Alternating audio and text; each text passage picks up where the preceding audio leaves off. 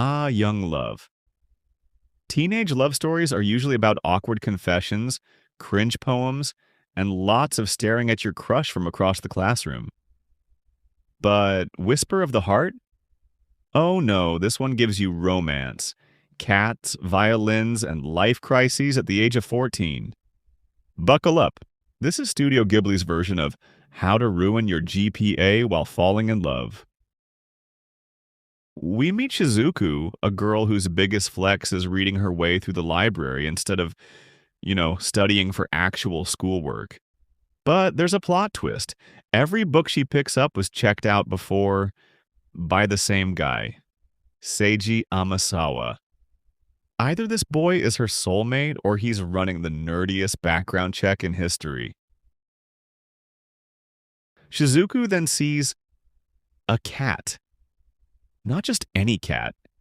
This feline is chubby, smug, and casually riding the train like it's late for a business meeting. Naturally, she follows it, because following strange cats through the city is the #1 way to discover destiny. And crime scenes. Luckily today, it's destiny. The cat leads her to Seiji's grandpa's antique shop, where she meets the Baron. Not a Baron as in royalty, but a fancy cat figurine dressed sharper than 90% of the human population. One look at him, and you just know. If this cat could talk, he'd order an espresso in flawless Italian. Enter Seiji, the boy who's been hijacking Shizuku's library. He's cool, he's talented, and oh yeah, he casually announces that he's training to become a violin maker. In Italy, at 14. Meanwhile, most of us at 14 were still figuring out how to microwave noodles without setting off the smoke alarm. Inspired by Seiji, Shizuku decides to write her own novel.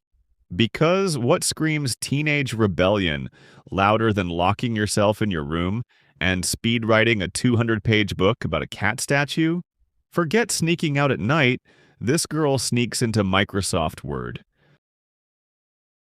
Her writing takes us into magical sequences starring the Baron. Basically, it's Shizuku fan-fictioning her way into creative maturity. The Baron struts through fantasy worlds like he's auditioning for Ghibli's version of James Bond. Of course, Shizuku soon realizes that writing a book is hard. Like cry in your room hard. She doubts herself, questions her talent, and for a brief moment considers giving up. But hey, every writer knows this stage. It's basically the installing Microsoft Word updates part of creativity. In the end, Seiji confesses his love at sunrise, because teenagers think romance only works before breakfast.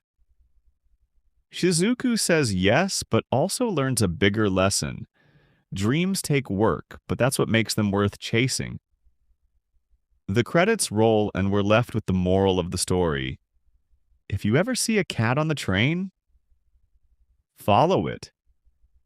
So the next time you borrow a library book, check the name of the last person who borrowed it. Who knows? It might just be your soulmate.